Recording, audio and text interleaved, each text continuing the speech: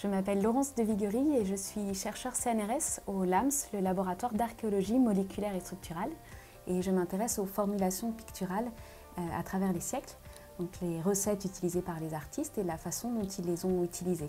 Je vais vous parler aujourd'hui du projet PROMO que je porte avec Marco Faustini du laboratoire de chimie de la matière condensée de Paris, le LCMCP. Et ce projet a été cofinancé par les DIMRE Sport et MAP, matériaux anciens et patrimoniaux. Donc le projet PROMO s'intéresse aux huiles cicatives. Ce sont les huiles utilisées en peinture qui présentent la propriété de sécher au contact de l'air. Donc on passe d'une huile liquide à un film solide de peinture par interaction avec l'oxygène de l'air. Au cours des siècles, les peintres ont appris à préparer ces huiles pour les rendre plus cicatives et améliorer leurs propriétés. Et donc on a un certain nombre de recettes et de livres de recettes comme ce manuscrit qui est le manuscrit de Théodore Turquet de Mayerne qui date de 1620 et dont j'ai ici un fac-similé. Donc on trouve la recette par exemple l'huile fort cicative.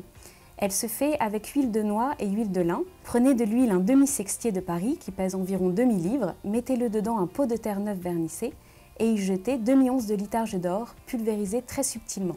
Donc de l'huile et de la litarge d'or, c'est-à-dire de l'oxyde de plomb. Puis laissez bouillir par l'espace de 2 heures. Votre huile se consomme mais peu, laissez bien rasseoir puis versez votre huile épaissie par inclination. C'est un puissant cicatif.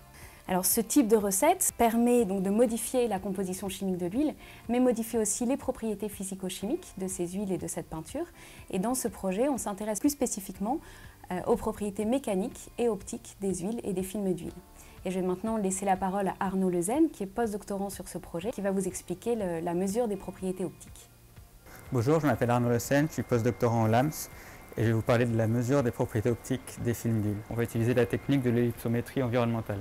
Donc on étale les films ou les vernis utilisés par les artistes en couches minces de moins d'un micron d'épaisseur environ.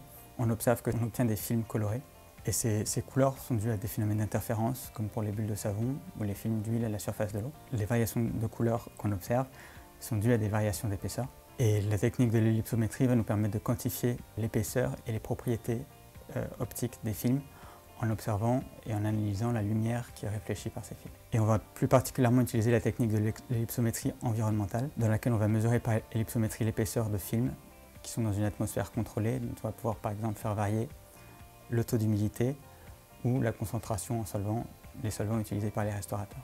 Et de cette façon, on va pouvoir, pour nos différents films, avec leurs différentes compositions, issues de différentes recettes, mesurer les propriétés de ces films et leur transformation, leur évolution dans différentes conditions ou leur comportement face aux traitements utilisés lors des restaurations. À terme, ces mesures qu'on obtient par ellipsométrie environnementale nous permettront de mieux comprendre l'influence des différents solvants utilisés par les restaurateurs sur les couches picturales.